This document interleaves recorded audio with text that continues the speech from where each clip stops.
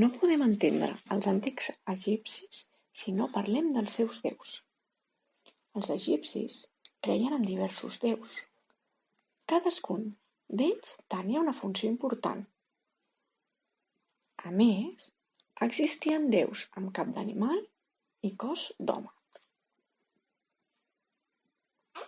Ra, per exemple, era el déu de la vida, del sol i del cel. Isis era la reina de les deesses. Era la deessa del naixement, protectora dels nens i de les mares. Set era el déu del mar i del desert. Tenia cap de gos i cos d'home.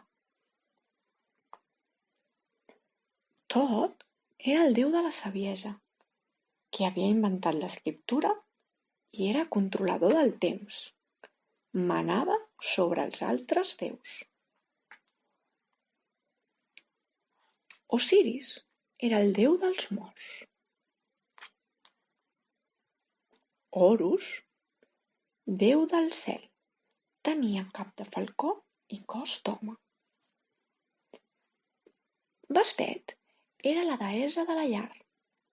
La meitat del seu cos era de gat i l'altra de dona. Els egipcis celebraven rituals en honor als seus déus. Per exemple, resaven al déu Api perquè el riu Nil tingués més aigua i regués els seus camps.